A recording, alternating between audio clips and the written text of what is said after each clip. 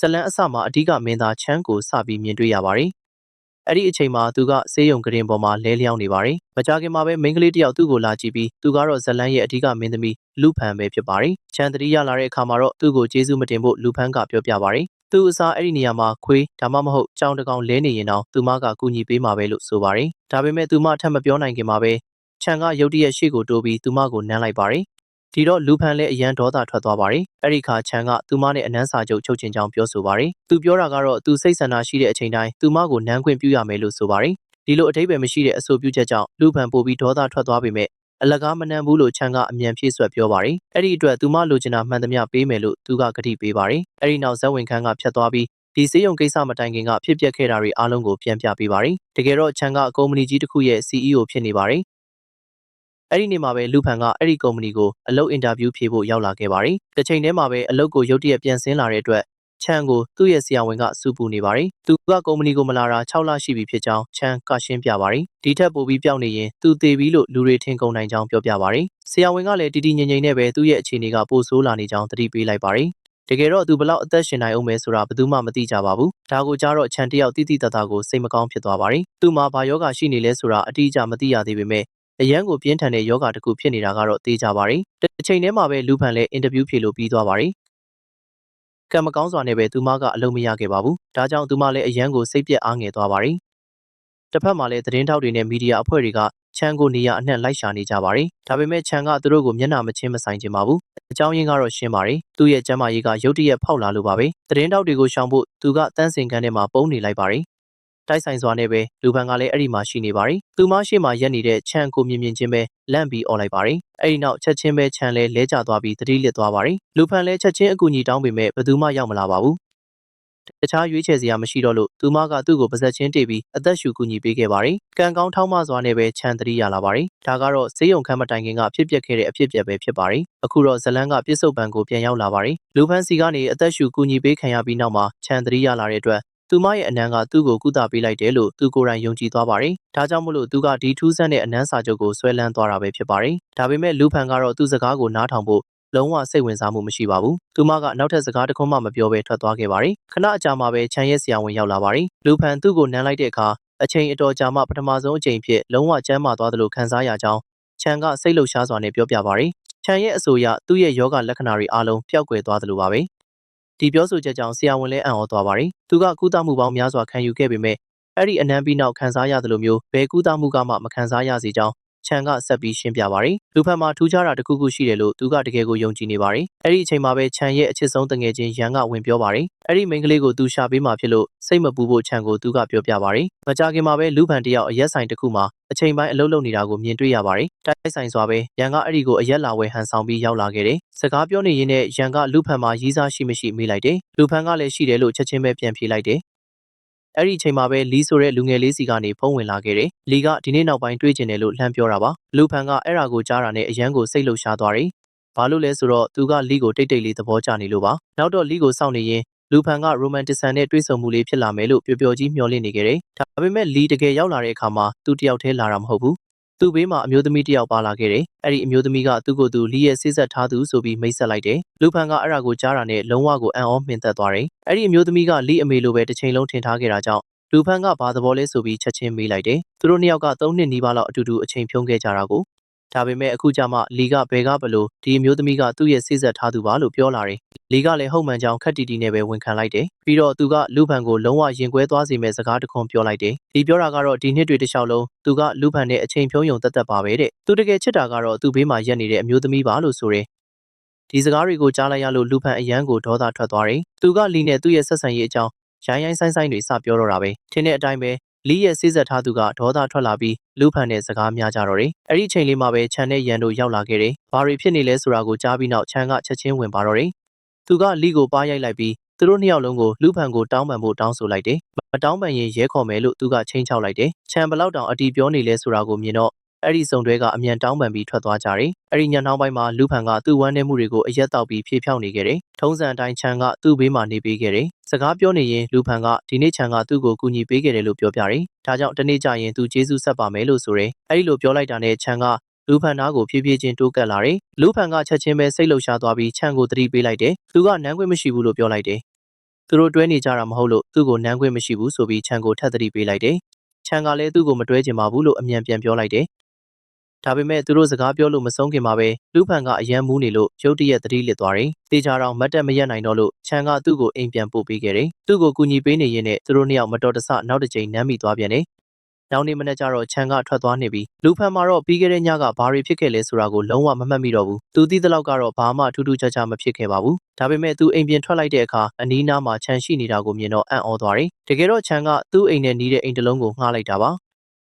အဓိကကတော့လူဖန်နဲ့ပိုနီးကပ်ချင်လို့ဒီလိုလုပ်လိုက်တာပေါ့တစ်ချိန်တည်းမှာပဲချန်ရဲ့ဆရာဝန်ကနောက်ထပ်စစ်ဆေးမှုတစ်ခုလုပ်ခဲ့တယ်လောလောဆယ်မှာချန်ကပုံမှန်ပဲဆိုပေမဲ့ကံမကောင်းစွာနဲ့ဒါကခဏတာပဲလို့ဆရာဝန်ကရှင်းပြတယ်24နာရီအတွင်းမှာသူ့ရဲ့ယောဂလက္ခဏာတွေပြန်ပေါ်လာလိမ့်မယ်ရန်ကဒါဘာသဘောလဲဆိုတာကိုချက်ချင်းသဘောပေါက်သွားတယ်ချန်ကျမ်းမာခြင်းနဲ့ဆိုရင်အကြမ်းပြင်းပြောရရင်သူကလူဖန်ကိုနေတိုင်းနီးပါးနမ်းနေရမှာပါပြဿနာကလူဖန်ကသူ့ကိုနည်းနည်းလေးတောင်မကြိုက်တာပဲဒါဆိုဘယ်လိုလုပ်အဆင်ပြေနိုင်မှာလဲဒါကိုကြားတော့ချန်ကအစီအစဉ်တစ်ခုကိုစဉ်းစားလာတယ်။ခဏနေတော့သူကလူဖန်ကိုညစာစားဖို့ဖိတ်လိုက်တယ်။အစားကသူမကညင်းပေမဲ့ချန်ကအချိန်ချင်းတောင်းဆိုပြီးတဲ့နောက်မှာတော့နောက်ဆုံးမှသဘောတူလိုက်တယ်။သူတို့အတူတူညစာစားနေတော့ချန်ကမှတ်စုစာရွက်လေးတစ်ရွက်ကိုခိုးထုတ်လိုက်တယ်။သူကကောင်မလေးတစ်ယောက်ကိုဘယ်လိုဖွင့်ပြောရမလဲဆိုတဲ့အချက်တွေကိုရေးမှတ်ထားခဲ့တာဖြစ်တယ်။ကံမကောင်းတာကအချက်တိုင်းကတော်တော်လေးဆိုးရွားနေတယ်။ရေစရာကောင်းတဲ့စည်းရင်းကိုကြည့်ပြီးတော့ချန်ကရှက်သွားပြီးအဲ့ဒါကိုလွှင့်ပစ်လိုက်တယ်။ပြီးတော့သူကဓာတ်ရိုက်ပဲပြောဖို့ဆုံးဖြတ်လိုက်တယ်။သူကလူဖန်ကိုကြည့်ပြီးသူ့ကိုတွဲမလားလို့မေးလိုက်တယ်။ဒီအမေးကြောင့်လူဖန်ကချက်ချင်းရီချလိုက်တယ်။သူမကအခုလောလောဆယ်ဘယ်သူနဲ့မှမတွဲကျင်သေးဘူးလို့သူ့ကိုပြောလိုက်တယ်။ပြီးတော့သူမကနောက်ထပ်အကြောင်းပြချက်တစ်ခုကိုထပ်ပြောတယ်။သူမပြောတာကချန်ကအယမ်းငယ်ရုပ်ပေါက်နေတယ်လို့ဆိုတယ်။တကယ်တော့သူကရင့်ကျက်တဲ့ယောက်ျားတစ်ယောက်ထက်ကလေးတစ်ယောက်နဲ့ပိုတူနေတာကြောင့်သူ့ကိုတွဲဖို့စိတ်ကူးမရှိဘူးလို့သူမကပြောတယ်။အဲဒီလိုညှင်းခံရတာကိုကြားလိုက်ရတော့ချန်ကစိတ်ပြတ်သွားတယ်။သိမကြခင်မှာပဲနောက်ထပ်အရေးကြီးတဲ့ဇက်ကောင်တစ်ယောက်နဲ့မိတ်ဆက်ပေးတယ်။သူ့နာမည်ကထန်ဖြစ်ပြီးချန်ရဲ့အကိုကြီးဖြစ်တယ်။ဒီနေ့မှာတော့ချန်ရဲ့ကုမ္ပဏီကဝိုင်အခမ်းအနားတစ်ခုကိုကျင်းပနေတယ်။တိုက်ဆိုင်စွာပဲလူဖန်လည်းတက်ရောက်နေပါတယ်။ဝိုင်မျိုးမျိုးကိုမြည်ဆန်းရင်းလူဖန်ကဝိုင်တွေရဲ့အရာသာနဲ့ဝိသေသလက္ခဏာတွေကိုစတင်ရှင်းပြနေပါတယ်။အန်ဩစရာကောင်းတာကသူမကဝိုင်အကြောင်းတော်တော်များများသိနေပါတယ်။ချန်ကသူမပြောနေတာတွေကိုကြားသွားပြီးအယမ်းသဘောကျသွားပါတယ်။တနေ့နေ့ကျရင်ဝိုင်းပညာရှင်ဖြစ်ချင်လားလို့သူကသူမကိုမေးလိုက်ပါတယ်။အဲ့လိုလဲကြားရောလူဖန်ကစိတ်လှုပ်ရှားသွားပါတယ်။သူမကချက်ချင်းပဲဖြစ်ချင်တယ်လို့ပြောလိုက်ပါတယ်။အဲ့ဒီတော့ထန်ကသူမရဲ့အဲ့ဒီအိမ်မက်ကိုအကောင့်ထဲပေါ်နိုင်အောင်ကူညီပေးမယ်လို့ကမ်းလှမ်းလိုက်ပါတယ်။နောက်တစ်ချိန်မှာသူမကိုလမ်းညွှန်ပေးနိုင်အောင်လို့သူကသူမရဲ့ဖုန်းနံပါတ်ကိုတောင်းလိုက်ပါတယ်။တဘာဝကျစွာပဲလူဖန်ကအယမ်းဝမ်းသာသွားပါတယ်။အချိန်တော်ကြာမှပထမဆုံးအချိန်ဖြစ်သူမဘဝမှာကောင်းတာတစ်ခုခုနောက်ဆုံးတော့ဖြစ်လာပြီလို့သူမခံစားလိုက်ရတယ်။နောက်တော့သူမအိမ်ပြန်ရောက်တဲ့အခါသူမရဲ့အချစ်ဆုံးတငယ်ချင်းကချန်ရဲ့အကြောင်းကိုပို့ပြောပြတယ်။ကြည့်ရတာသူကရိုးရိုးတာမန်လူတစ်ယောက်မဟုတ်ဘူး။တကယ်တော့သူကကုမ္ပဏီကြီးတစ်ခုရဲ့ CEO ပါ။လူဖန်ကတော့ယုံတောင်မယုံနိုင်ပါဘူး။အဲ့ဒီကလေးဆန်တဲ့လူက CEO လားဆိုပြီးသူမကစက်တိုက်ပြောနေတယ်။အဲ့ဒါမဖြစ်နိုင်ဘူးလို့လည်းသူမကဆက်ပြောတယ်။နောက်တစ်နေ့မှာလူဖန်ရဲ့အဖိုးကသူမစီကိုလာလေတယ်။သူမကိုရွေးချယ်ခွင့်သိမ့်မပေးပဲအဖိုးကသူမကိုမမြင်ဘူးသူနဲ့ချိန်တွေ့တဲ့ပွဲစီအတင်းဆွဲခေါ်သွားတယ်။ကံမကောင်းစွာနဲ့ပဲအဲ့ဒီအတွေ့အကြုံတစ်ခုလုံးကတော်တော်လေးကိုပြင်းစရာကောင်းနေတယ်။လူဖန်ကသူ့ရှေ့မှာထိုင်နေတဲ့ယောက်ျားကိုလုံးဝစိတ်မဝင်စားပါဘူး။ဒါကြောင့်သူကသူ့ရဲ့အချစ်ဆုံးတငယ်ချင်းစီကိုလျှို့ဝှက်စားပို့ပြီး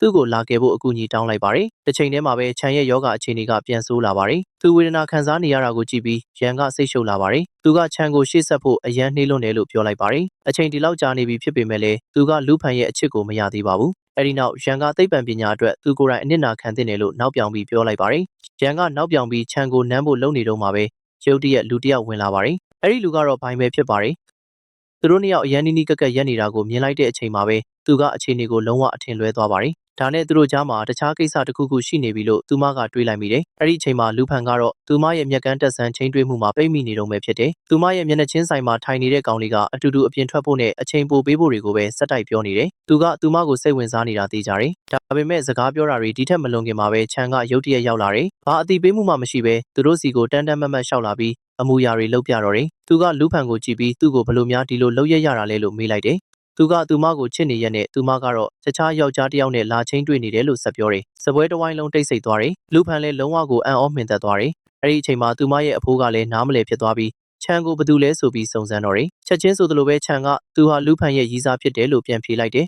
။သူ့ပါဇက်ကနေအဲ့ဒီစကားတွေထွက်လာတာနဲ့လူဖန်လည်းအံ့ဩလွန်းလို့သီးမတက်ဖြစ်သွားတယ်။ဒါပေမဲ့သူမနဲ့မတူတာကအဖိုးကတော့တော်တော်လေးဝမ်းသာသွားတယ်။တကယ်တော့သူကအရင်ကထက်ကိုပိုပြီးပျော်နေပုံရတယ်။သူ့အတွက်တော့ချန်ကသူစီစဉ်ပေးထားတဲ့ကောင်လေးထက်အများကြီးပိုသာနေတယ်လို့ထင်ရတယ်။ဒါနဲ့ပဲအဖိုးကအဲ့ဒီအစီအစဉ်ကိုချက်ချင်းဖျက်လိုက်ပြီးချန်နဲ့လူဖန်ကိုခေါ်ထုတ်သွားတော့တယ်။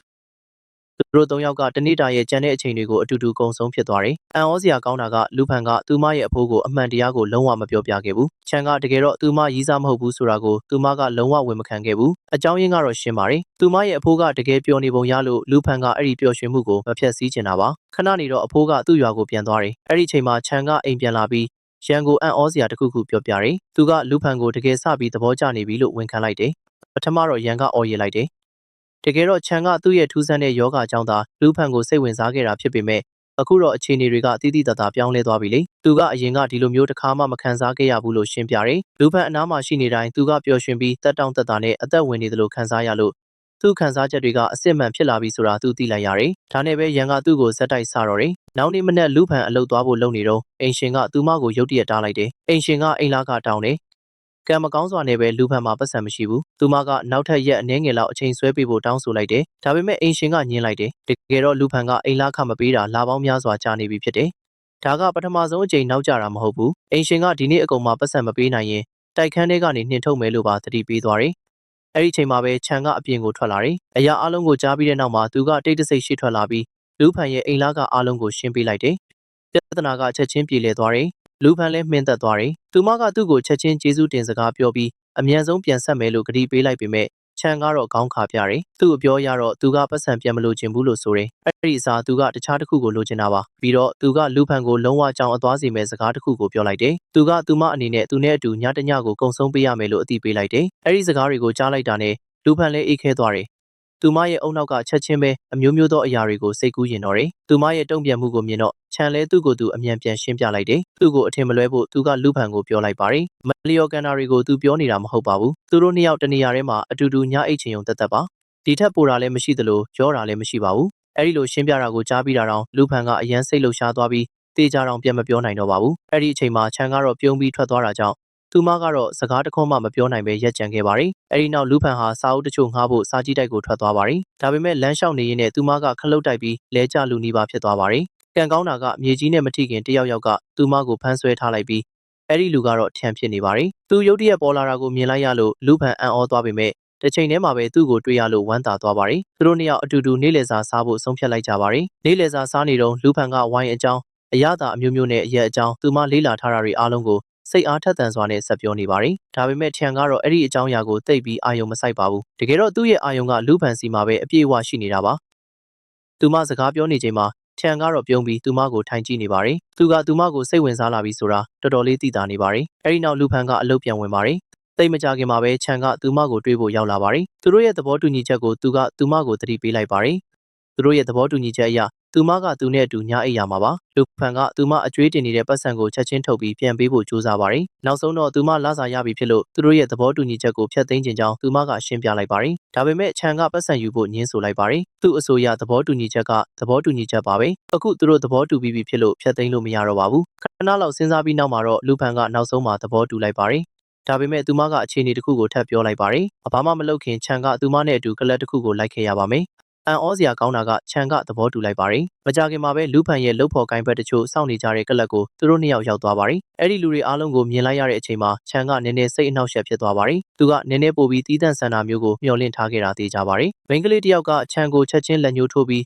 သူဘသူလဲလို့မေးလိုက်ပါတယ်။လူဖန်မဖြေခင်မှာပဲသူကသူမရဲ့ချစ်သူပါလို့ချန်ကယုံကြည်မှုရှိရှိနဲ့ဖြေလိုက်ပါတယ်။အဲ့ဒါကိုကြားတော့လူဖန်ကသူ့ကိုအမြန်ပြင်ပြောလိုက်ပါတယ်။ချန်ကသူမရဲ့အိမ်နီးချင်းတသက်တာဖြစ်ကြောင်းသူမကအားလုံးကိုပြောပြလိုက်ပါတယ်။အဲ့ဒီနောက်အဖွဲကအတူတူအရက်ဆတောက်ကြပြီးအမှန်လားအလုတ်လားကစားဖို့ဆုံးဖြတ်လိုက်ကြပါတယ်။ပထမအလှည့်ကလူဖန်စီကိုကြာလာပါတယ်။သူမကအမှန်ကိုရွေးလိုက်ပါတယ်။အခုလောလောဆယ်သူမသဘောကျနေတဲ့သူရှိလားဆိုပြီးအဖွဲကသူမကိုရိုးရှင်းတဲ့မေးခွန်းတစ်ခုမေးလိုက်ပါတယ်။လူဖန်ကမဆိုင်မတွပဲမရှိဘူးလို့ဖြေလိုက်ပြီးအဲ့ဒီအဖြေကြောင့်ချန်ကချက်ချင်းစိတ်ပြတ်သွားပါတယ်။သူကမတိတာအောင်စူးစမ်းနေပေမဲ့စိတ်ဆိုးနေတာကသိကြပါတယ်။မကြခင်မှာပဲချန်ရဲ့အလှည့်ရောက်လာပါတယ်။သူကအလုတ်ကိုရွေးလိုက်ပါတယ်။အဲ့ဒီနောက်အဖွဲကတယောက်ယောက်ကိုနမ်းဖို့သူ့ကိုစိန်ခေါ်လိုက်ပါတယ်။အားလုံးကအဲ့ဒါကိုကြားချင်းလူပန်စီကိုချက်ချင်းလှမ်းကြည့်လိုက်ကြပါတယ်။ရိုးရိုးသားသားပြောရရင်ချန်ကလည်းအဲ့ဒီတိုင်းပဲစဉ်းစားနေတာပါ။တစ်စက္ကန့်လောက်တော့သူကသူမကိုတကယ်နမ်းတော့မဲ့ပုံပေါ်ပေမဲ့ရုတ်တရက်ရက်သွားပါတယ်။သူကဆက်မလုပ်တော့ပဲလှည့်ပြီးထွက်သွားပါတယ်။အားလုံးကသူ့ကိုနားမလည်နိုင်ပဲစိုက်ကြည့်နေခဲ့ကြပါတယ်။အကြောင်းရင်းကတော့တော်တော်လေးကိုရိုးရှင်းပါတယ်။အခုချန်ကလူဖန်ကိုသဘောကျနေတာသူ့ယောဂကြောင့်မဟုတ်သလိုအနမ်းစာချုပ်ကြောင့်လည်းမဟုတ်ပဲတကယ်ကိုသဘောကျနေလို့ပါ။အဲ့ဒါကြောင့်လေသူမခွင့်ပြုချက်မပါပဲသူကမနှမ်းကျင်တော့တာပါသူမရဲ့ခံစားချက်ကိုလည်းသူကအလေးထားကျင်နေပါတယ်အဲ့ဒါကြောင့်မို့လို့ပဲသူကထွက်သွားဖို့ရွေးချယ်ခဲ့တာပါ ဒါပေမဲ့အိမ်ပြန်ရောက်ပြီးနောက်မှာတော့လူဖန်ကမမျှော်လင့်ပဲစိတ်အိုက်နေခဲ့ပါတယ်။ဘိုင်းနဲ့စကားပြောရင်းချန်အကြောင်းကိုသူမကစပြီးညှိတွားပါတော့တယ်။သူကတနေ့ကုန်သူမကိုသဘောကျတယ်လို့ပြောနေပြီးတော့တကယ်တမ်းနမ်းရမယ့်အခွင့်အရေးလည်းရရောရုတ်တရက်နောက်ဆုတ်ပြီးထွက်သွားတယ်လို့သူမကဆိုပါတယ်။အဲ့ဒါကိုကြားတော့ဘိုင်းကစိတ်ဝင်စားစရာတစ်ခုကိုချက်ချင်းသတိထားမိသွားပါတယ်။သူမကလူဖန်ကိုရိုးရှင်းတဲ့မေးခွန်းတစ်ခုမေးလိုက်ပါတယ်။အဲ့ဒီလောက်တောင်စိတ်တူနေရတာကသူ့ကိုနမ်းစေခြင်းနေလို့လားလို့မေးခဲ့ပါတယ်။အဲ့ဒီမေးခွန်းကြောင့်လူဖန်ကလုံးဝကိုအံ့အားသင့်သွားပါတယ်။အဲ့ဒီနောက်ဘိုင်းကထင်ရှားနေတဲ့အချက်ကိုထောက်ပြလိုက်ပါတယ်။လူဖန်ကချန်ပေါ်စိတ်ဝင်စားလာတာဖြစ်နိုင်တယ်လို့ပြောလိုက်ပါတယ်။တေချာတာကတော့လူဖန်ကချက်ချင်းပဲညှင်းဆိုခဲ့ပါတယ်။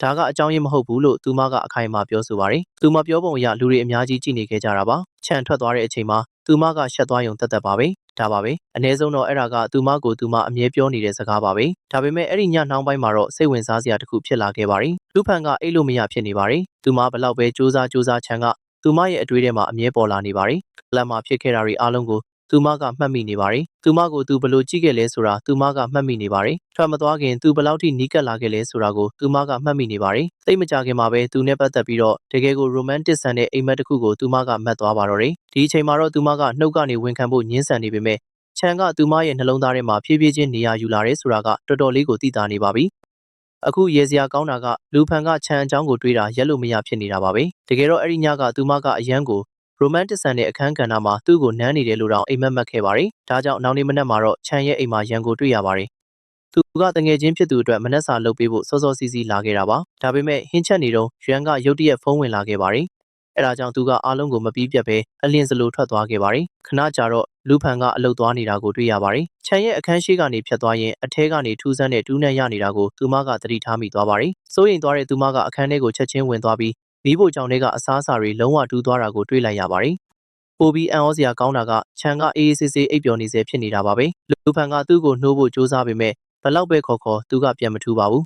။ဒါကလူဖန်ကိုထိတ်လန့်သွားစေပါတယ်။သူ့စီမှာဆိုးရွားတာတစ်ခုခုဖြစ်သွားပြီလို့သူမကစပြီးတွေးလာပါတယ်။ဒါကြောင့်သူ့ကိုအသက်ရှူအကူအညီပေးဖို့ပြင်ဆင်ရင်းသူ့ရှက်အင်ကြီးကျဲသီးတွေကိုအမြန်ဖြုတ်ပေးပါတော့တယ်။ဒါပေမဲ့အဲ့ဒီအချိန်မှာပဲချန်ကရုတ်တရက်မျက်လုံးပွင့်လာပါတယ်။လူဖန်ရဲ့စိတ်ကူးထဲမှာတော့သူနိုးလာချင်းသူမကိုဆွဲဖက်ပြီးတော့စိတ်အားထက်သန်စွာနဲ့စတင်နှမ်းရှိုက်ပါတော့တယ်။ဒါပေမဲ့အဲ့ဒါကတကယ်တမ်းမဖြစ်ခဲ့ပါဘူး။အားလုံးကလူဖန်ရဲ့နောက်ထပ်စိတ်ကူးရင်မှုတစ်ခုသက်ပါပဲ။အဲ့ဒီနောက်လူဖန်ကထုံးစံအတိုင်းအလုပ်သွားပါတယ်။ကံမကောင်းစွာနဲ့ပဲအဲ့ဒီမှာလည်းအဆင်မပြေခဲ့ပါဘူး။လွန်ခဲ့တဲ့ရက်အနည်းငယ်ကလေးကသူမရဲ့အရက်အယောင်ကအရန်ကိုကြာဆင်းနေလို့သူမရဲ့တထေးကစပြီးစူပူပါတော့တယ်။လူဖန်ကအရင်ကလေးကဖီးယားတွေအများကြီးအောက်မှာရောက်နေခဲ့လို့ဒါကနောက်ဆုံးသီးခံနိုင်စွမ်းကုံဆုံးသွားစေပါတယ်။သူမကဒေါသထွက်နဲ့အလုတ်ကနေချက်ချင်းထွက်လိုက်တယ်။အိမ်ပြန်ရောက်တဲ့အခါသူမရဲ့ပစ္စည်းတွေအားလုံးကိုစတင်သိမ်းဆည်းတော့တယ်။သူမကဒီနေရာနဲ့ပတ်သက်ပြီးပြီးဆုံးသွားပြီလို့ဆုံးဖြတ်လိုက်ပြီးသူမရဲ့ရွာကိုပြန်ပြောင်းချင်နေတယ်။အဲ့ဒီအချိန်လေးမှာပဲချန်ကသူ့အခန်းထဲကထွက်လာပြီးသူမပစ္စည်းသိမ်းနေတာကိုသတိထားမိသွားတယ်။ဘာဖြစ်တာလဲလို့သူကမေးတယ်။လူဖန်ကသူမအလုတ်ကထွက်လိုက်ပြီးဖြစ်ပြီးထွက်သွားဖို့စီစဉ်နေကြောင်းရှင်းပြတယ်။ဒါကိုကြားတော့ချန်ကချက်ချင်းပဲညှင်းဆန်လိုက်တယ်။သူမဘယ်ကိုမှသွားစရာမလိုပဲဒီမှာပဲနေသင့်တယ်လို့သူကသူမကိုပြောတယ်။အဲဒီနောက်သူမရဲ့သဘောထားကိုတော့မမေးပဲလူဖန်ရဲ့ခီးဆောင်အိတ်တွေအားလုံးကိုယူပြီးသူမအခန်းထဲကိုပြန်ရွှေ့ဖို့အလုပ်သမားတချို့ကိုသူကပြောလိုက်တယ်။တစ်ချိန်တည်းမှာပဲချန်ကသူမဝမ်းနေနေတာကိုမြင်ရလို့တိတ်တဆိတ်စိတ်မကောင်းဖြစ်နေတယ်။ဒါကြောင့်သူကမန်နေဂျာတယောက်ကိုခေါ်ပြီးလူဖန်အတွက်အလုပ်တစ်ခုစီစဉ်ပေးဖို့ပြောလိုက်ပါတယ်။တိတ်မကြခင်မှာပဲလူဖန်စီကိုချန်ရဲ့ကုမ္ပဏီမှာအလုပ်အင်တာဗျူးလာဖြေဖို့ဖိတ်ခေါ်တဲ့ message တစ်ခုရောက်လာပါတယ်။အဲ့ဒီ message ကိုမြင်တော့သူအရန်ပျော်သွားပြီးနောက်ွယ်ကနေအရာအလုံးကိုချန်ကစီစဉ်ပေးခဲ့တယ်ဆိုတာကိုသူလုံးဝမသိပါဘူး။နောက်တစ်နေ့မှာတော့လူဖန်ကအင်တာဗျူးသွားဖြေပြီးအလုပ်ရသွားပါတယ်။နောက်ဆုံးတော့သူ့အတွက်အရာအလုံးကကောင်းမွန်လာမဲ့ပုံပါပဲ။အဲ့ဒီနေ့ညနေအလုပ်ကနေအိမ်ပြန်လာတဲ့အချိန်မှာတယောက်ကသူ့နောက်ကိုလိုက်လာတယ်လို့မျိုးလူဖန်ခံစားလိုက်ရပါတယ်။ဒါကြောင့်သူအရန်စိုးရိမ်သွားပါတယ်။သူ့အနောက်မှာလူရိပ်တစ်ခုကိုသတိထားမိလိုက်တဲ့အခါမှာတော့သူနည်းနည်းလေးမှတုံဆိုင်မနေပါဘူး။သူကအဲ့ဒီလူရဲ့မျက်လုံးထဲကိုမရုပ်ကောင်းစပရေးနဲ့တန်းပြီးဖြန်းလိုက်ပါတယ်။ပြဿနာကအဲ့ဒီလူကသစိမ်းတယောက်လုံးဝမဟုတ်နေတာပါပဲ။အဲ့ဒါချန်ပါ။တနာစရာချန်ရဲ့မျက်လုံးတွေကအလွန်အမင်းပူလောင်လာပါတယ်။သူမအမားကိုတီးသွားပြီးလူဖန်ကအပြစ်ရှိသလိုခံစားရကသူ့အတွက်မျက်စင်းဆေးဝယ်ဖို့ဆေးဆိုင်ကိုအမြန်ပြေးသွားပါတယ်။ဒါပေမဲ့သူမဆေးဝယ်ပြီးအပြန်မှာမတင်ကားစရာလူတယောက်ကသူမနောက်ကိုစားလိုက်လာပါတယ်။သူ့စီကနေထွက်ပြေးဖို့ကြိုးစားရင်းလူဖန်ကဓာတ်လီကအောက်ခြေထဲကိုမတော်တဆပြုတ်ကျသွားပါတယ်။တစ်ချိန်တည်းမှာပဲချန်ကလည်းသူမကိုအပူတပြင်းလိုက်ရှာနေပါတယ်။သူ့ရဲ့ယောဂကြောင့်သူ့အခြေအနေကပိုပြီးဆိုးရွားလာပါတယ်။အချိန်အတော်ကြာရှာဖွေပြီးနောက်မှာတော့ချန်ကလူဖန်ကိုနောက်ဆုံးမှရှာတွေ့သွားပါတယ်။ဒါပေမဲ့သူမကိုအပေါ်ဆွဲတင်ဖို့ကြိုးစားတဲ့အခါသူကိုယ်တိုင်မှာပြုတ်ကျသွားပါတယ်။အခုဆိုရင်သူ့ရဲ့ယောဂကပိုပြီးပြင်းထန်လာပါတယ်။သူ့မှာအချိန်သိမ့်မကျန်တော့ဘူးလို့ခံစားရပြီးချန်ကလူဖန်ကိုရုတ်တရက်ဆွဲယူကနမ်းလိုက်သည်။သူ့လုပ်ရက်ကြောင့်လူဖန်ကလုံးဝအံ့ဩသွားပေမဲ့ မယုံနိုင်စရာတစ်ခုဖြစ်လာသည်ချက်ချင်းဆိုသလိုပင်ခြံရဲ့အခြေအနေကပုံမှန်ပြန်ဖြစ်သွားသည်အခုအပြေးအဝပြန်လဲကောင်းမွန်သွားပြီဖြစ်တဲ့ခြံကလူဖန်ကိုကြည့်ကအခုမှစပြီးသူမကသူ့အနားမှာအမြဲရှိနေရမယ်လို့ပြောလိုက်သည်သူလိုချင်တဲ့အချိန်တိုင်းသူမကိုနမ်းခွင့်ပြုရမယ်လို့တောင်ကတိတောင်းလိုက်သည်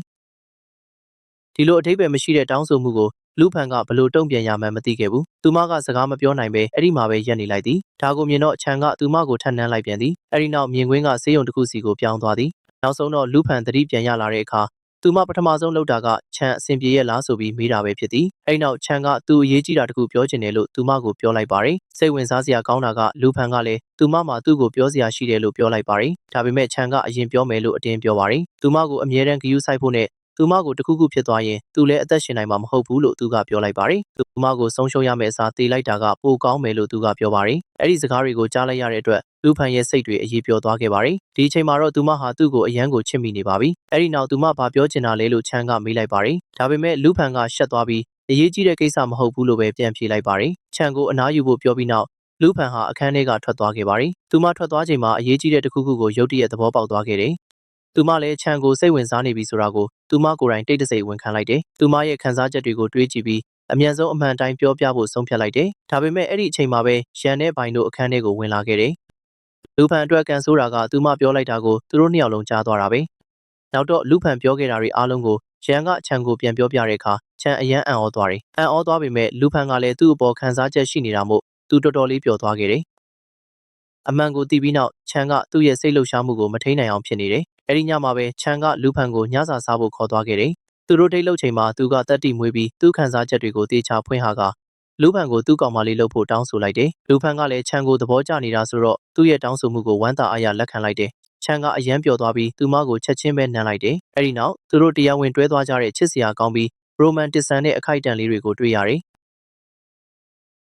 အဲ့ဒီညနှောင်းပိုင်းမှာချန်ကလူဖန်ကိုအိမ်ပြန်လိုက်ပို့ပေးတယ်။သူပြန်တော့မဲ့အချိန်မှာလူဖန်ကဒီညပိုင်းပြန်လာမှာမဟုတ်ဘူးလို့သူ့ကိုအသိပေးတယ်။ပြီးတော့သူမနဲ့အတူတူနေခဲ့မလားလို့ရှက်ကိုရှက်ကန်နဲ့မေးလိုက်တယ်။ဒီစကားကိုကြားတော့ချန်အယမ်းစိတ်လှုပ်ရှားသွားပြီးတစ်စက္ကန့်လေးတောင်အချိန်မဆွဲပဲသဘောတူလိုက်တယ်။သူတို့နှစ်ယောက်အတူတူတောက်ရင်ညနေခင်းကိုပျော်ပျော်ရွှင်ရွှင်ဖြတ်သန်းခဲ့ကြတယ်။နည်းနည်းမူးလာတာနဲ့အမျှသူတို့တယောက်နဲ့တယောက်ပိုနီးကပ်လာကြတယ်။ပတ်ဝန်းကျင်ကပိုပြီးရိုမန်တစ်ဆန်လာကချန်ကလူဖန်ကိုနမ်းဖို့ဖြည်းဖြည်းချင်းတိုးသွားတယ်။ဒါပေမဲ့သူတို့နှုတ်ခမ်းတွေမထိခင်လေးမှာပဲတယောက်ယောက်ကတကားလာခောက်တယ်တကယ်တော့ဘိုင်းအိမ်ပြန်ရောက်လာတာဖြစ်နေတယ်ဒီညဘိုင်းမလာဘူးလို့သူမပြောခဲ့တာကိုသတိပေးရင်းချန်ကချက်ချင်းပဲညှဉ်းညူလိုက်တယ်ဘိုင်းကိုယ်တိုင်ကပြန်မလာဘူးလို့သူမကိုပြောခဲ့ကြောင်းလူဖန်ကအမြန်ရှင်းပြတယ်ဒါပေမဲ့ဘိုင်းကသူ့အခန်းထဲတန်းသွားမှာဖြစ်လို့စိတ်မပူဖို့သူမကချန်ကိုပြောလိုက်တယ်ချန်အတွက်ကန်ဆိုးတာကအဲ့ဒီလိုဖြစ်မလာခဲ့ဘူးဘိုင်းကဧကန်းမှာထိုင်ပြီး TV ကြည့်ရင်းအဲ့ဒီမှာပဲအိပ်ပျော်သွားခဲ့တယ်ဒီလိုနဲ့တနာစရာချန်ရဲ့ရိုမန်တစ်အစီအစဉ်တွေအကုန်ပျက်စီးသွားပြီးစိတ်ပြက်လက်ပြက်နဲ့လူဖန်ဘေးမှာပဲအိပ်လိုက်ရတယ်နောက်နေ့မှာဒင်းဆိုတဲ့ကောင်မလေးပေါ်လာတယ်။သူမကတကယ်တော့ချန်ရဲ့ငယ်တငယ်ချင်းဖြစ်ပြီးသူ့ကိုတိတ်တခိုးကြိုက်နေတာအတော်ကြာနေပြီဖြစ်တယ်။ဒါပေမဲ့ချန်ကတော့သူမအပေါ်ဘာခံစားချက်မှမရှိခဲ့ဘူး။ဒင်းကချန်ရဲ့ညီမမင်းနဲ့စကားပြောရင်းချန်ရဲ့အကြောင်းကိုမေးကြည့်တယ်။စကားပြောနေရင်မင်းကချန်မှာကြိုက်နေတဲ့သူရှိပြီဖြစ်ကြောင်းတာမန်ကရှန်ကပြောပြလိုက်တယ်။ဒီစကားကိုကြားတော့ဒင်းစိတ်ကွဲအပ်သွားတယ်။သူမအယမ်းနာကျင်ရပေမဲ့သူမရဲ့ခံစားချက်တွေကိုဖုံးကွယ်ပြီးအဆင်ပြေဟန်ဆောင်နေခဲ့တယ်။နောက်တော့ချန်အလုတ်ရောက်လာချိန်မှာမင်းကဒင်းနဲ့သူမရဲ့ခံစားချက်တွေအကြောင်းပြောပြတယ်။ဒါပေမဲ့ချန်ရဲ့နှလုံးသားကလူဖန်စီမှာရှိနေတာမို့ဒီအကြောင်းကိုကြားပြီးနောက်သူပျော်ရွှင်စိတ်ဝင်စားတဲ့ပုံမပေါ်ဘူး။အဲဒီညချန်အိမ်ပြန်ရောက်လာတော့မထင်မှတ်ထားတာတခုဖြစ်လာတယ်။လူဖန်ကရုတ်တရက်ပြေးလာပြီးသူ့ကိုတင်းတင်းကြပ်ကြပ်ဖတ်ထားလိုက်တယ်။သူမအိမ်မှာမီးတွေအကုန်ပြတ်သွားပြီးသူမကအမှောင်ကိုအယမ်းကြောက်တတ်တာဖြစ်နေတယ်။သူမအယမ်းကြောက်နေတာကိုမြင်တော့ချန်ကနှစ်သိမ့်ပေးပြီးသူတို့တရားဝင်ကြီးစားတွေဖြစ်နေပြီဆိုတာကိုအသိပေးတယ်။ဒါကြောင့်သူမကိုသူ့အိမ်မှာပဲညအိပ်ဖို့သူကအကြံပေးလိုက်တယ်။လူဖန်လည်းသဘောတူလိုက်ပြီးချန်ကသူမကိုသူ့မိသားစုရဲ့ဆိုင်အိမ်ကြီးစီခေါ်သွားခဲ့တယ်။အေယာမအိမ်ကြီးကိုမြင်လိုက်ရတဲ့အချိန်မှာသူမတော်တော်လေးအံ့အားသင့်သွားတယ်။ချန်ကဒီလောက်ချမ်းသာတဲ့မိသားစုကဆင်းသက်လာမယ်လို့သူမလုံးဝမထင်ထားခဲ့ဘူး။အဲဒီနောက်ချန်ကသူမကိုအတိတ်ပဲရှိတဲ့စကားတစ်ခွန်းပြောပြတယ်။သူမကဒီအိမ်ကိုသူခေါ်လာဘူးတဲ့ပထမဆုံးကောင်မလေးဖြစ်တယ်လို့နောက်ဆုံးကောင်မလေးလည်းဖြစ်လိမ့်မယ်လို့ဆိုတယ်။ဒီစကားကြောင့်လူဖန်အတွက်ဒီခိုက်တန်းကပိုပြီးထူးခြားသွားစေတယ်။သူတို့နှစ်ယောက်အတူတူတောက်ရင်းစကားတွေပြောကရိုမန်တစ်ဆန်တဲ့အချိန်တွေကိုဖြတ်သန်းခဲ့ကြတယ်။သူတို့ရဲ့ဆက်ဆံရေးကဆက်ပြီးခိုင်မာလာကအရင်ကထက်ပိုပြီးနီးကပ်လာကြတယ်။နောက်တစ်နေ့လူဖန်အလုပ်များနေတော့ထန်ကသူမကိုလာတွေ့တယ်။မကြခင်ဝိုင်းအသစ်တစ်မျိုးထုတ်ဖို့ပြင်ဆင်နေတာမို့ဒီ project မှာသူမရဲ့အကူအညီလိုတယ်လို့သူကပြောပြတယ်။ဒါကသူမရဲ့အသက်မွေးဝမ်းကြောင်းအတွက်အရေးကြီးတဲ့ခြေလှမ်းဖြစ်တာကြောင့်ဒီအခွင့်အရေးအတွက်လူဖန်အလွန်ဝမ်းသာသွားတယ်။သူမကတွန့်ဆုတ်မနေပဲကူညီဖို့သဘောတူလိုက်တယ်။အလုပ်စင်းတော့ထန်ကသဘောကောင်းစွာနဲ့လူဖန်ကိုအိမ်ပြန်ပို့ပေးတယ်။ဒါပေမဲ့သူတို့နှစ်ယောက်အတူပြန်လာတာကိုခြံတွေ့တဲ့အခါချက်ချင်းသဝင်တိုးသွားတယ်။ သူ့မျက်နှာပေါ်ကအမူအရာကိုဖုံးကွယ်မထားနိုင်ဘူးအိမ်ထဲဝင်ချင်းလူဖန်ကချန်ရဲ့တုံ့ပြန်မှုကိုသတိထားမိပြီးချန်ကြောင့်သဝင်တိုနေမှန်းချက်ချင်းသိလိုက်တယ်ချန်ရဲ့သဝင်တိုနေတဲ့မျက်နှာကိုသတိထားမိတာနဲ့ဘာကသူ့ကိုစိတ်အနှောက်အယှက်ဖြစ်စေတာလဲဆိုတာလူဖန်ချက်ချင်းနားလည်သွားတယ်သူမကပြုံးပြီးချန်ကအကိုတယောက်လိုပဲဖြစ်ပြီးဘယ်တော့မှချစ်သူလိုမမြင်ခဲ့ဘူးလို့ရှင်းပြတယ်ပြီးတော့သူမကချန်ကိုစိုက်ကြည့်ကသူမချစ်တဲ့သူဆိုလို့တယောက်တည်းရှိပြီးအဲ့ဒီလူကသူပဲဖြစ်ကြောင်းပြောလိုက်တယ်ဒီစကားကိုကြားတာနဲ့ချန်ရဲ့ဒေါသတွေချက်ချင်းပြေပြောက်သွားတယ်သူ့ရဲ့သဝင်တိုမှုတွေအားလုံးပျောက်ကွယ်သွားပြီးပြန်လည်ပျော်ရွှင်သွားတယ်အဲ့ဒီနောက်သူတို့ရဲ့ဆက်ဆံရေးကပိုပြီးခိုင်မာလာတယ်နောက်တနေ့မနက်လူဖန်နိုးနိုးချင်းပထမဆုံးလုပ်တဲ့အရာကသူတို့နှစ်ယောက်နီးနီးကပ်ကပ်လှဲနေတော့ချန်နဲ့အတူတူချစ်စရာဓာတ်ပုံလေးတစ်ပုံရိုက်တာပါပဲနောက်တော့ချန်ရုံရောက်နေချိန်မှာလူဖန်ကအဲ့ဒီဓာတ်ပုံကိုပို့ပေးတယ်ပုံကိုမြင်မြင်ချင်းချန်မျက်နှာပူသွားတယ်သူကတည်ငြိမ်တရားဟန်ဆောင်ပေမဲ့တိတ်တဆိတ်အလွန်ပျော်နေတယ်ချန်ကလူဖန်စီချက်ချင်းစာပို့ပြီးဒီပုံကိုတခြားဘသူ့ကိုမှမပြဖို့မှားလိုက်တယ်ဘသူ့ကိုမှမပြဘူးလို့လူဖန်ကပြန်ပြောတယ်ဒါပေမဲ့မကြခင်လူတယောက်ရောက်လာပြီးလူဖန်ကိုအလုပ်အတွက်ခေါ်သွားတယ်အလောတကြီးနဲ့လူဖန်ဖုံးကြံခဲ့တယ်အလုပ်ဆင်းပြီးနောက်ချန်နဲ့လူဖန်အပြင်ထွက်ကြပြီးပျော်ရွှင်စရာအချိန်တွေကိုအတူကုန်ဆုံးကြတယ်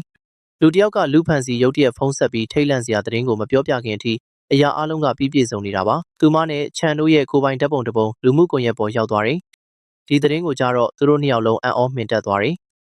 သူတို့ကအချိန်မဆွဲပဲရုံးကိုအပြေးသွားပြီးလူမှုကွန်ရက်ကနေပုံဖြတ်ဖို့ကြိုးစားကြတယ်ကံမကောင်းစွာနဲ့ပဲထိခိုက်မှုတွေစတင်နေပြီဖြစ်တယ်မိန်းကလေးတော်တော်များများကလူဖန်အကြောင်းအတင်းပြောကြပြီးသူမအကြောင်းမကောင်းတာအမျိုးမျိုးပြောဆိုကြတယ်တချို့ကသူမအဆင့်တန်းမြင့်လာဖို့ကိုကျိုးအတွက်ချန်ကိုမြူဆွဲအသုံးချခဲ့တာလို့တောင်ဆွဆွဲကြတယ်ဒီရက်ဆက်တဲ့ဆွဆွဲချက်တွေကိုကြားရတော့လူဖန်အလွန်နာကျင်ပြီးအယံဝမ်းနေသွားတယ်နောက်ဆုံးတော့လူဖန်အိမ်ပြန်လာတယ်ချန်လဲရောက်နေပြီဖြစ်ပေမဲ့သူလဲစိတ်တူနေတယ်လူဖန်ကဖြည့်ရှင်းဖို့ကြိုးစားရင်းဒီပုံကိုသူမဘယ်တော့မှမတင်ခဲ့ဘူးလို့ထပ်တလဲလဲပြောပြတယ်သူမကိုယုံဖို့သူမကတောင်းပန်တယ်ဒါပေမဲ့ချန်ကစိတ်ပြက်ပြီးဇဝေဇဝါဖြစ်နေတယ်ဘယ်သူမှမပြဘူးလို့သူမတေချာဂတိပေးထားပါရဲ့နဲ့ဘလို့လုပ်ပြီး online ပေါ်ရောက်သွားတာလဲလို့သူမကိုသူကမေးတယ်သူမမှာအပြစ်မရှိဘူးလို့လူဖန်ဘလောက်ပဲအခိုင်အမာပြောချန်ကတေချာနားမထောင်ဘူးဒေါသအလျောက်သူကသူမကိုထွက်သွားဖို့ပြောလိုက်တယ်ဒီစကားကိုကြားတော့လူဖန်ရင်ခွဲမတက်ခံစားလိုက်ရတယ်နောက်တနေ့မှာပဲသူမကချန်ရဲ့အိမ်ကနေထွက်သွားတယ်ထွက်သွားပြီးနောက်သူတို့ရဲ့ဆက်ဆံရေးကိုဆက်မသွားကျင်တော့ဘူးလို့ပြောပြီးလမ်းခွဲကျင်ကြောင်းသူ့စီစာပို့လိုက်တယ်ချန်စာကိုဖတ်လိုက်ရချိန်မှာချက်ချင်းပြာရခတ်သွားတယ်။သူမနဲ့စကားပြောဖို့လူဖန်ရဲ့အိမ်ကိုသူအပြေးသွားတယ်။ဒါပေမဲ့ဘီကသူ့ကိုအထဲဝင်ခွင့်မပေးဘူး။အဲ့ဒီနေ့ကသူတေးသေးချာချာမတွေးမိခဲ့ဘူးလို့ချန်ကအသေးအတန်ရှင်းပြပြီးလူဖန်ကိုဆက်ဆံတာဆိုးရွားခဲ့ကြောင်းဝန်ခံတယ်။အဲ့ဒီအမားလေးအတွက်သူမကသူ့ကိုလမ်းခွဲခြင်းနေဆိုတာသူမယုံနိုင်ဘူးဖြစ်နေတယ်။အဲ့ဒီအချိန်မှာဘီကချန်ကိုအရေးကြီးတဲ့တခုခုပြောပြတယ်။လူဖန်ဘာအမားမှမလုပ်ခဲ့ကြောင်းနဲ့သူမကိုလာမတွေ့ခင်ဒီဓာတ်ပုံကိုတကယ်ဘသူတင်တာလဲဆိုတာချန်အရင်ဆုံးရှာဖွေတင်ကြောင်းသူကဆိုတယ်။အမှန်တရားကိုသိရပြီးမှသာသူပြန်လာပြီးခွင့်လွှတ်ပေးဖို့တောင်းဆိုသင့်တယ်လို့တွေးမိတယ်။အပြစ်ရှိစိတ်နဲ့ဝမ်းထဲကြေကွဲနေတဲ့ချန်ဟာရုံးကိုပြန်လာပြီးစုံစမ်းစစ်ဆေးမှုတွေစလုပ်တော့တယ်။သူဟာတဲလွန်စားတွေရှာဖွေဖို့အချိန်အများကြီးပေးခဲ့ပြီးတကယ့်တရားခံကိုဖော်ထုတ်ဖို့ကြိုးစားခဲ့တယ်။တေချာစုံစမ်းစစ်ဆေးပြီးတဲ့နောက်မှာတော့နောက်ဆုံးမှာအမှန်တရားကိုသူသိသွားခဲ့တယ်။တကယ့်တရားခံကလူဖန်ရဲ့လှုပ်ဖော်ကိုင်ဘက်တွေထဲကတယောက်ဖြစ်နေတာပါ။ဒီလှုပ်ဖော်ကိုင်ဘက်ကလူဖန်အပေါ်မနာလိုဖြစ်ပြီးသူမအောင်မြင်တာကိုမကြည့်ရနိုင်တာဖြစ်နေတယ်။အဲ့ဒီမနာလိုစိတ်ကြောင့်လူဖန်ရဲ့နာမည်ပြက်အောင်ကိုပိုင်ဓာတ်ပုံကို online မှာခိုးတင်ခဲ့တာပါ။ဘာတွေဖြစ်ခဲ့လဲဆိုတာကိုမင်းသိသွားတဲ့အခါအဲ့ဒီအမျိုးသမီးကိုချက်ချင်းအလုပ်ဖြုတ်ပစ်လိုက်တယ်။အထင်လွဲစရာတွေကိုရှင်းလင်းပြီးတဲ့နောက်ချန်ဟာလူဖန်နဲ့ထပ်တွေ့ဖို့သွားခဲ့တယ်။ဒါပေမဲ့လူဖန်ကတော့ဖြစ်ခဲ့သမျှအရာတွေအားလုံးကြောင့်အကြီးအကျယ်နာကျင်နေသေးပါပဲ။ချန်ကအကြိမ်ကြိမ်တောင်းပန်ပြီးခွင့်လွှတ်ပေးဖို့စိတ်ရင်းမှန်နဲ့တောင်းဆိုခဲ့တယ်။ကံမကောင်းစွာနဲ့ပဲလူဖန်ကနားထောင်ဖို့ညှင်းဆန်ခဲ့တယ်။သူတို့လမ်းခွဲပြီးပြီဖြစ်လို့သူလိုချင်တဲ့အချိန်တိုင်းလာတွေ့နေလို့မရဘူးလို့သူမကသူ့ကိုပြက်ပြက်သားသားပြောလိုက်တယ်။ချန်ကအထင်လွဲမှုတစ်ခုသာဖြစ်ကြောင်းရှင်းပြပြီးအမားတစ်ခုတည်းနဲ့သူတို့ရဲ့ဆက်ဆံရေးကိုတကယ်ပဲအဆုံးသတ်ချင်သလားလို့မေးခဲ့တယ်။ဒါပေမဲ့လူဖန်ကသူ့ကိုနာကျင်စရာကောင်းတဲ့အဖြေတစ်ခုပေးခဲ့တယ်။တကယ်ပြဿနာကဓာတ်ပုံမဟုတ်ဘူးလို့သူမကသူ့ကိုယင်ဖွင့်တယ်။တကယ်ပြဿနာကသူမကိုမယုံကြည်တာဖြစ်တယ်။အဲ့ဒီလိုပြောပြီးတဲ့နောက်သူမကထွက်သွားခဲ့ပြီးချန်ကတော့လုံးဝကိုကြေကွဲဝမ်းနည်းစွာနဲ့အဲ့ဒီနေရာမှာရက်ကျန်ခဲ့တယ်။ချန်အိမ်ပြန်ရောက်တဲ့အခါရန်ကသူ့ကိုပြင်းပြင်းထန်ထန်စူပူချိန်မောင်းတော့တယ်။လူဖန်နဲ့ဆက်ဆံရေးကိုဖျက်ဆီးပစ်ခဲ့တဲ့အတွက်သူကချန်ကိုအပြစ်တင်ခဲ့တယ်။ချန်ရဲ့ကျမ်းမာရေးအခြေအနေကလူဖန်နဲ့ဆက်ဆက်နေတဲ့အတွက်အခြေအနေကပိုဆိုးလာနိုင်တယ်။သူမကသူ့ကိုပုံမှန်နမ်းမပေးဘူးဆိုရင်သူ့ရဲ့ယောဂပြန်ဖြစ်လာနိုင်တယ်။မကြခင်မှာပဲချန်ရဲ့အခြေအနေကတကယ်ကိုပိုဆိုးလာပါတော့တယ်။နောက်တစ်နေ့မှာပဲသူ့နှာခေါင်းကနေသွေးတွေထွက်လာတယ်။သူ့တငယ်ချင်းရဲ့အခြေအနေဆိုးရွားလာတာကိုမြင်ပြီးရန်တယောက်အလွန်စိုးရိမ်လာတယ်။ဒါကြောင့်ရန်ဟာလူဖန်ကိုတွေ့ဖို့ချက်ချင်းပဲထွက်သွားခဲ့တယ်။ဒါပေမဲ့သူကအခြေအနေကိုနည်းနည်းပိုပြောခဲ့တယ်။လမ်းခွဲပြီးကတည်းကချန်ဟာအပြင်းထန်နေမကောင်းဖြစ်နေတယ်လို့သူမကိုအသိပေးတယ်။ရန်ပြောပုံအရချန်ကထမင်းကောင်းကောင်းမစားဘူး။ကိုဂရုမစိုက်ဘူး။သူမမရှိတာကြောင့်အမြဲတမ်းဝေဒနာခံစားနေရတယ်လို့ဆိုတယ်။လူဖန်သာချန်နဲ့မကြခင်ပြန်မပြေလည်ရင်ချန်သေးသွားနိုင်တယ်လို့တောင်သူကအပိုဆင်ပြီးခြောက်ပြောခဲ့တယ်။ဒီအကြောင်းတွေအားလုံးကိုကြားလိုက်ရတဲ့အခါလူဖန်တယောက်အယမ်းလန့်သွားတယ်။သူ မဟာအချိန်မဆွဲတော့ပဲချန်ကိုတွေးဖို့သူ့အိမ်ကိုအမြန်သွားခဲ့တယ်ချန်ကသူ့ရှေ့မှာလူဖန်ရက်နေတာကိုရုတ်တရက်မြင်လိုက်ရတဲ့အခါလုံးဝအံ့ဩသွားပြီးသူမတကယ်လာတွေ့မယ်လို့မယုံနိုင်ဖြစ်နေတယ်ဒါပေမဲ့လူဖန်ရောက်လာပြီးတဲ့နောက်မှာတော့ချန်ကသူမကိုတေချာစကားမပြောဘူးသူကခက်စိမ့်စိမ့်နေပြီးထူးထူးခြားခြားတိတ်ဆိတ်နေတယ်ဒါကိုသတိထားမိသွားတဲ့လူဖန်ကစိုးရိမ်သွားပြီးသူနေမကောင်းဘူးလားလို့စုံစမ်းတယ်ချန်ကချက်ချင်းညှင်းဆန်ပြီးသူလုံးဝအဆင်ပြေပါတယ်လို့အခိုင်အမာဆိုပေမဲ့လူဖန်ကတော့လုံးဝမယုံကြည်ပါဘူးသူ့ရဲ့ဖြူဖြော့နေတဲ့မျက်နှာနဲ့ပင်ပန်းနေတဲ့အမူအရာကိုကြည့်ပြီးတခုခုမှားယွင်းနေတယ်ဆိုတာကိုသူမသိနိုင်တယ်။သူမကသူ့ကိုခဏဆောင်ဖို့ပြောပြီးလက်ဖက်ရည်ဖြော်ပေးမယ်လို့ကမ်းလှမ်းခဲ့တယ်။ခဏကြာတော့လူဖန်ဟာသူဖြော်ထားတဲ့လက်ဖက်ရည်နဲ့ပြန်လာခဲ့တယ်။ဒါပေမဲ့သူမပြန်လာတဲ့အခါချန်အိပ်ပျော်သွားပြီဖြစ်ကြောင်းတွေ့လိုက်ရတယ်။သူ့ရဲ့ပင်ပန်းနွမ်းနယ်နေတဲ့အခြေအနေကိုမြင်ရတော့သူမတအားဝမ်းနည်းသွားတယ်။သူမကအပြစ်ရှိသလိုခံစားရပြီးစိုးရိမ်စိတ်နဲ့သူ့ကိုအချိန်တော်ကြာတိတ်တိတ်လေးကြည့်နေခဲ့တယ်။သူကအယမ်းပင်ပန်းနေပုံရတဲ့အတွက်သူမကသူ့ကိုမနှိုးတော့ပဲအေးအေးဆေးဆေးအနားယူခွင့်ပေးဖို့ဆုံးဖြတ်လိုက်တယ်။အိမ်ပြန်ရောက်တဲ့အခါလူဖန်ကလူတိုင်းကိုစုဝေးစေပြီးသူမအရေးကြီးတဲ့ဆုံးဖြတ်ချက်တစ်ခုချထားကြောင်းအသိပေးတယ်။ဒီတစ်ချိန်မှာတော့သူမကချန်ကိုအရင်ဆုံးချစ်ခွင့်ပန်ကျင်တယ်လို့ပြောပြတယ်။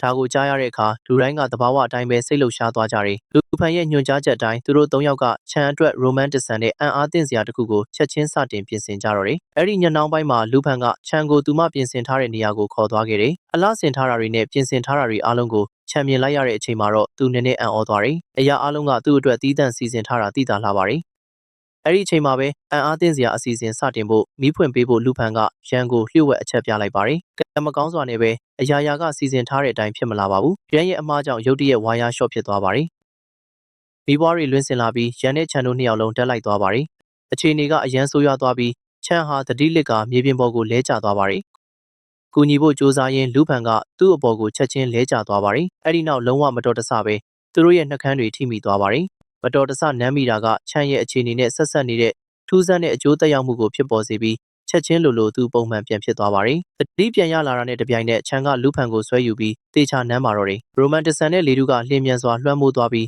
းသူတို့နှစ်ယောက်လုံးအဲ့ဒီအချိန်လေးထဲမှာနစ်မျောသွားပါတယ်။အဲ့ဒီအချိန်မှာဘိုင်းကသူ့ရဲ့ပေါ်ဆမှုကြောင့်အစီအစဉ်ကိုဖျက်ဆီးလိုက်လို့ရန်ကိုဒေါသတကြီးစုပူနေပါတယ်။သူမှားယွင်းသွားကြောင်းရန်ကဝန်ခံပေမဲ့ဘာပဲဖြစ်ဖြစ်ရလက်ကတော့ကောင်းသွားတယ်လို့ထောက်ပြလိုက်ပါတယ်။ချန်နဲ့လူဖန်တို့ကဘာဖြစ်ခဲ့တယ်ဆိုတာကိုဂယူးမဆိုင်နိုင်လောက်အောင်ရိုမန်တစ်ဆန်နေကြတာကြောင့်အဲ့ဒီဘက်ကိုကြည့်ဖို့ဘိုင်းကိုသူကပြောလိုက်ပါတယ်။အဲ့ဒါကိုကြားပြီးနောက်ရလက်ကလုံးဝမဆိုးဘူးဆိုတာကိုဘိုင်းကမလွှဲမရှောင်သာသဘောတူလိုက်ပါတယ်။အဆင်ပြေသွားလို့ရန်ကံကောင်းတယ်လို့တောင်သူမကနောက်ပြောင်လိုက်ပါသေးတယ်။ဒီလိုမှမဟုတ်ရင်သူ့ကိုတေးသေးချာချာကိုကင်တွယ်ဖြည့်ရှင်းမှာဖြစ်ကြောင်းဆိုပါတယ်။ဒါပေမဲ့အဲ့ဒီလိုပြောပြီးချင်းပဲရန်ကမတော်တဆခလုတ်တိုက်ပြီးလဲကျသွားပါတယ်။အဲ့ဒီလိုဖြစ်ရမှာသူကဘိုင်းကိုဝင်တိုက်မိပြီးသူတို့နှစ်ယောက်မတော်တဆနမ်းမိသွားပါတယ်။အဲ့ဒီလိုဖြစ်ချင်းပဲဘိုင်းကအရန်ဒေါသထွက်သွားပါတယ်။စကားသိမ့်မပြောဘဲသူမကရန်ကိုတွန်းဖယ်ကထွက်သွားတာကြောင့်သူကတော့အံ့ဩမင်သက်စွာကြံခဲ့ပါတယ်။အဲဒီနောက်မြင်ကွင်းကနောက်ပိုင်းအချိန်ကိုပြောင်းသွားပြီးရန်နဲ့ဘိုင်တို့အတူတူတောက်နေကြတာကိုတွေ့ရပါတယ်။သူတို့နှစ်ယောက်လုံးအယမ်းမူးနေကြပါတယ်။စကားပြောနေရင်ရန်ကသူမဘလို့ယောက်ျားမျိုးကိုသဘောကျလဲလို့ဘိုင်ကိုရုတ်တရက်မေးလိုက်ပါတယ်။မူးနေတာကြောင့်ဘိုင်ကရိုးရိုးသားသားပဲဖြေလိုက်ပါတယ်။သူမရဲ့စံပြချစ်သူကချောမောရမယ်၊ကြွက်သား6မြောင်ပါရမယ်လို့ဆိုပါတယ်။သူမထက်အရက်ရှိရမယ်အပြင်သူမအရေးကြီးတယ်လို့ယူဆတဲ့တခြားအရေးချင်းများစွာလည်းရှိရမယ်လို့ထပ်လောင်းပြောဆိုပါတယ်။ရန်ကသူမပြောသမျှကိုအထူးဂရုစိုက်ပြီးအသေးစိတ်ကအစတိတ်တဆိတ်နားထောင်နေပါတယ်။မြင်ကွင်းထပ်ပြောင်းသွားပြီးနောက်တနေ့မနက်မှာသူတို့နှစ်ယောက်လုံးဂရင်တစ်လုံးထဲမှာနိုးလာကြတာကိုတွေ့ရပါတယ်။သူတို့အခြေအနေကိုသဘောပေါက်သွားတဲ့အချိန်မှာနှစ်ယောက်လုံးအံ့ဩသွားကြပါတယ်။ဒါပေမဲ့ရန်ကိုပိုအံ့ဩစေတာကတော့ဘိုင်းရဲ့တုံ့ပြန်မှုပါပဲ။ထိတ်လန့်တာရှက်တာမျိုးမရှိဘဲဘာမှမဖြစ်ခဲ့သလိုသူမကလုံးဝပုံမှန်အတိုင်းပဲပြုမှုနေပါတယ်။သူမရဲ့တည်ငြိမ်တဲ့သဘောထားကိုမြင်ရတာကရန်ကိုပိုပြီးရှုပ်ထွေးသွားစေပါတယ်။အဲဒီနောက်သူတို့အတူတူထိုင်ပြီးမနက်စာစားကြပါတယ်။ဘိုင်းကလုံးဝပုံမှန်အတိုင်းဆက်ပြုမှုနေပေမဲ့ရန်ကတော့သူ့ရဲ့ရှက်ရွံ့မှုကိုဖုံးကွယ်မထားနိုင်ပါဘူး။သူကအချိန်တိုင်းအနေခတ်နေပါတယ်။နောက်ဆုံးမှာတော့ဘိုင်းကသူမကိုအနှောက်အယှက်ဖြစ်စေတဲ့မိကုံးကိုမေးလိုက်ပါတယ်။သူတို့တကယ်ပဲတညလုံးအတူတူရှိနေကြတာလားလို့သူမကသိချင်နေပါတယ်။သူတို့အတူရှိခဲ့ကြောင်းရန်ကစိုးရိမ်တကြီးနဲ့အတီးပြုလိုက်ပါတယ်။အဲဒီနောက်သူကဆက်ပြီးသူတို့ကြားမှာဖြစ်ခဲ့တာတွေကြောင့်သူဆုံးဖြတ်ချက်ချလိုက်ပြီးလို့ဘိုင်းကိုအသိပေးပါတယ်။သူမကိုလက်ထပ်တော့မယ်လို့သူကဆိုပါတယ်။ဒီစကားကိုကြားလိုက်ရတာကဘိုင်းကိုလုံးဝအံ့အားသင့်သွားစေပါတယ်။ရန်ရဲ့ရုတ်တရက်ကြီးညာချက်ကြောင့်သူမတကယ်ကိုအံ့ဩသွားပါတယ်။ဒါပေမဲ့သူမကသူ့ကိုချက်ချင်းအပြေမပေးဘဲတိတ်တဆိတ်ပဲနေပါတယ်။နောက်ပိုင်းမှာရန်ကချန်တဲ့စကားပြောပြီးဘိုင်းကိုချစ်လို့လက်ထပ်ချင်ကြောင်းဖွင့်ပြောပြပါတယ်။ချန်ကချက်ချင်းဆိုသလိုအံ့ဩသွားပါတယ်။ဒါကဘယ်တော့မှဖြစ်တာလဲနဲ့ဘာဖြစ်လို့ဒီခံစားချက်တွေကိုအရင်ကတခါမှမပြောခဲ့တာလေလို့သူကရန်ကိုမေးမြန်းပါတယ်။မနေ့ကမှသူကိုယ်တိုင်သဘောပေါက်ခဲ့တာဖြစ်ကြောင်းရန်ကရိုးရိုးသားသားပြန်ဖြေပါတယ်။အဲ့ဒီချိန်ကျမှသူဘိုင်းကိုချစ်မိသွားပြီဆိုတာကိုနားလည်ခဲ့တာပါ။အဲ့ဒီညမှာပါတီပွဲတစ်ခုကျင်းပပါတယ်။တကယ်တော့ဒီပွဲကိုချန်ကသူ့လုပ်ဖော်ကိုင်းဘက်တွေအတွက်စီစဉ်ပေးခဲ့တာပါ။အားလုံးပျော်ရွှင်နေချိန်မှာရန်ကချန်စီလာပြီးလေးလေးနက်နက်စကားပြောလေတယ်။လူဖန်ကိုဘယ်တော့လက်ထပ်ခွင့်တောင်းမလဲလို့ရန်ကချန်ကိုမေးလိုက်တယ်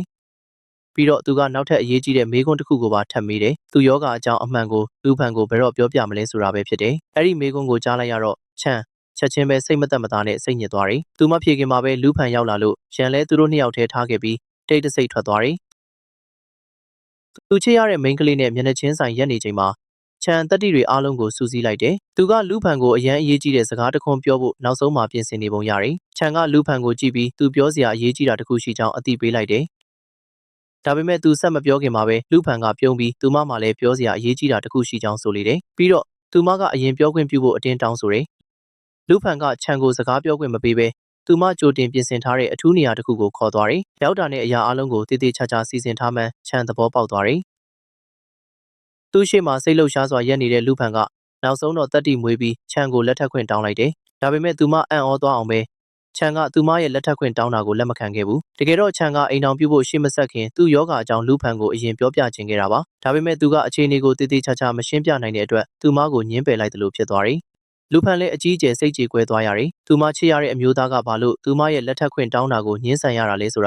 ာသူမနားမလည်နိုင်ဖြစ်နေတယ်။နာကျင်ဝမ်းနည်းမှုတွေနဲ့သူမပြင်ဆင်ထားတဲ့လက်စွပ်ကိုရေထဲလွှင့်ပစ်ပြီးချက်ချင်းပဲထွက်သွားလေတယ်။သူမထွက်သွားတာကိုကြည့်ပြီးချန်လဲရင်ကွဲရပေမဲ့အမှန်တရားကိုဖွင့်ပြောဖို့သူတတ်တိမရှိသေးဘူး။နောက်တနေ့ကစပြီးလူဖန်ကချန်ကိုလုံးဝရှောင်ဖယ်နေတော့တယ်။သူပို့တဲ့စာတွေကိုလျှစ်လျူရှုတယ်။စကားပြောဖို့ရှောင်တယ်။ပြီးတော့သူမရှိတဲ့အလားဆက်ဆံလေတယ်။ချန်လဲဒါကိုသီးခံဖို့မဖြစ်နိုင်ဘူးလို့ခံစားရတယ်။သူချစ်ရတဲ့အမျိုးသမီးသူနဲ့ဝေးကွာသွားတာကိုမြင်တော့သူမကိုအဆုံးရှုံးမခံနိုင်မှန်းသူသဘောပေါက်သွားတယ်။ဒါကြောင့်လူအများကြီးတက်ရောက်တဲ့ကုမ္ပဏီပွဲတစ်ခုမှာချန်ကရဲရင်နဲ့လုပ်ရက်တစ်ခုလုပ်ဖို့ဆုံးဖြတ်လိုက်တယ်။လူတိုင်းရှိမှာပဲလူဖန်ကိုသူကလူသိရှင်ကြားလက်ထပ်ခွင့်တောင်းလိုက်တယ်။အစပိုင်းမှာတော့လူဖန်ကလက်ခံဖို့ညှင်းဆန်တယ်။ဘာပဲဖြစ်ဖြစ်အစောပိုင်းကသူမကိုညှင်းပယ်ခဲ့တာသူပဲလေ။ဒါပေမဲ့ချန်ကဆက်ပြီးတောင်းပန်တိုးရှိုးနေတယ်။သူကနောက်ထပ်အခွင့်အရေးတစ်ခုပေးဖို့ရိုးသားစွာတောင်းဆိုပြီးအရှုံးပေးဖို့ကိုလည်းညှင်းဆန်တယ်။နောက်ဆုံးတော့လူဖန်ရဲ့စိတ်ထားလေးနူးညံ့သွားတယ်။အဆုံးမှာတော့သူမကသူ့ရဲ့လက်ထပ်ခွင့်တောင်းတာကိုလက်ခံလိုက်တယ်။သူတို့ဘေးနားကလူတွေအားလုံးလည်းစိတ်လှုပ်ရှားပြီးပျော်ရွှင်သွားကြတယ်။လူဖန်ရဲ့လက်ချောင်းလေးတဲ့ချန်လက်ဆွတ်ပေးရင်းသူ့ယောဂအကြောင်းအမှန်တိုင်းသူမကိုမပြောရသေးဘူးလို့တိတ်တဆိတ်တွေးလိုက်တယ်။အကြောင်းစုံကိုသူမသိသွားတဲ့အခါသူ့ကိုထားမသွားဖို့သူမျှော်လင့်နေတယ်။နောက်တစ်နေ့ကသူတို့ရဲ့မင်္ဂလာကြိုဓာတ်ပုံရိုက်ရမယ့်နေ့ဖြစ်တယ်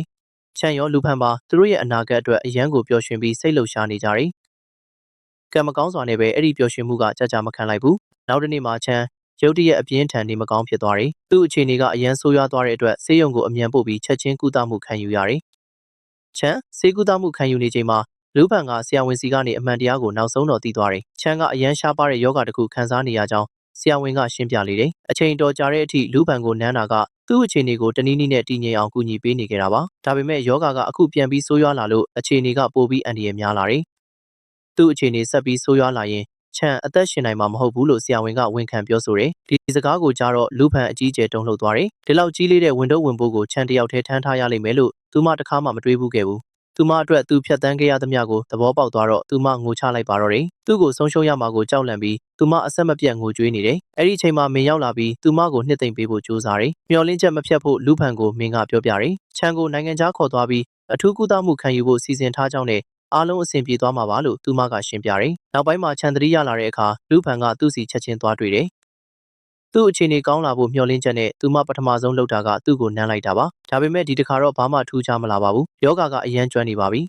။မငိုအောင်ထိန်ပြီးမင်းကသူ့ကိုနိုင်ငံခြားခေါ်သွားပြီးဆေးကုပေးမယ်လို့လူဖန်ကချမ်းကိုပြောလိုက်တယ်။သူမကသူ့ကိုစိတ်ခိုင်ခိုင်ထားဖို့အားပေးပြီးဘလောက်ကြာကြာစောင့်နေမယ်လို့ကတိပေးတယ်။နောက်တစ်နေ့မှာပဲချမ်းကမင်းနဲ့အတူနိုင်ငံခြားထွက်သွားတယ်။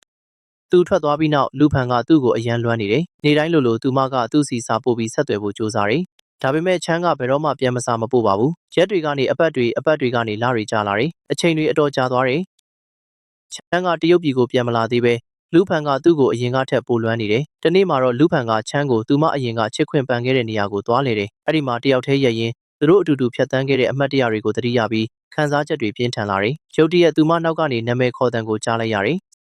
ဇဝေဇဝါနဲ့လူဖန်ကဖြည်းဖြည်းချင်းလှည့်ကြည့်လိုက်တော့သူမရှိမှရက်နေတာကချမ်းဖြစ်နေတယ်။ခဏလောက်တော့သူမမျက်စိကိုသူမမယုံနိုင်ဖြစ်သွားတယ်။သူမအယမ်းအံ့ဩသွားပြီးမေးလဲမလို့ဖြစ်သွားပေမဲ့သူမမလဲကြခင်ချမ်းကအမြန်ဖမ်းဆွဲလိုက်တယ်။အချိန်ကြာကြီးကွဲကွာနေခဲ့ပြီးနောက်လူဖန်မှာပျော်ရွှင်မှုတွေလွှမ်းမိုးသွားတယ်။သူမချစ်တဲ့သူချမ်းမာမာနဲ့သူမရှိမှပြန်ရက်နေတာကိုမြင်လိုက်ရတော့သူမမျက်လုံးမှာမျက်ရည်တွေပြည့်လာတယ်။အချိန်တစ်စက္ကန့်မှမဖြုံးတော့ပဲသူတို့နှစ်ယောက်တင်းကျပ်စွာဖတ်ထားလိုက်ကြတယ်။ပြီးတော့နာကျင်မှုတွေနားလည်မှုလွဲတာတွေနဲ့အခက်အခဲတွေကိုကြော်ဖြတ်ပြီးနောက်ဆုံးမှပြန်လဲဆုံတွေ့ရင်းပြင်းပြနမ်းရှိုက်လိုက်ကြတယ်။အချိန်ကြာကြီးစောင့်စားခဲ့ရတဲ့ပြန်လဲဆုံတွေ့ခြင်းနဲ့အတူဇလန်းလေးကပျော်ရွှင်စွာဆက်သိမ်းသွားပါတော့တယ်။